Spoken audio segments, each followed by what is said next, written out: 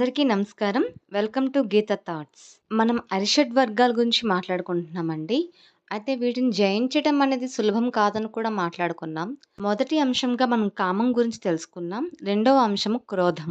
దీన్నే మనం కోపమని అంటాం. మనలో ఉద్రేకాన్ని, ఆవేశాన్ని కలిగి ఉండేది క్రోధం. అనుకున్న పని కాలేదని, తన మాటలు చెల్లలేదని, పని ఒత్తిడి పెరిగిందని, దానికి కారణం పలానా వాళ్ళని వాళ్ళపైన కోప్పడి, వాళ్ళతో గొడవ పడే సందర్భాలు కూడా చాలా ఉన్నాయి కదండీ! ఈ కోపం అనేది మనిషి జీవితం పైన మానసికంగా ఒత్తిడి పెంచుతుంది. తద్వారా బలహీనతలనేవి బహిర్గతమయ్యి ఉన్న బంధాలను కూడాను దూరం చేసుకునే అవకాశం వస్తుంది. కామానికి పరిమితి ఉంటుంది. అంటే పలానా వయసు ఒక నిర్దిష్టమైన వయసు అనేది ఉంటుంది. కానీ క్రోధానికి వయసుతో సంబంధం లేదు. పాకే పిల్లవాళ్ళు కూడా తాము అడిగింది ఇవ్వలేదని చెప్పి గట్టి గట్టిగా కేకలేయటము, ఏడవటము, అరవటం లాంటివి కూడా మనం చూస్తున్నాం కదా!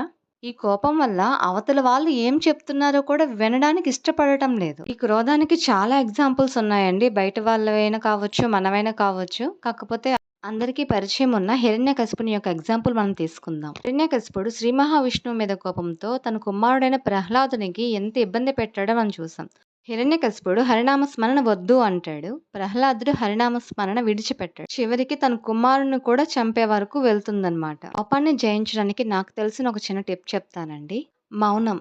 చాలా మంది చేతకాని వాళ్ళు మాత్రమే ఇలా కామ్‌గా ఉంటారు అని అంటారు. కాదండి. చేతైన వాళ్ళు మాత్రమే అలా ఉండగలరు. మౌనంగా ఉండడం అంత ఆషామాషీ కాదు. Thank you for watching. Please subscribe my channel for more videos.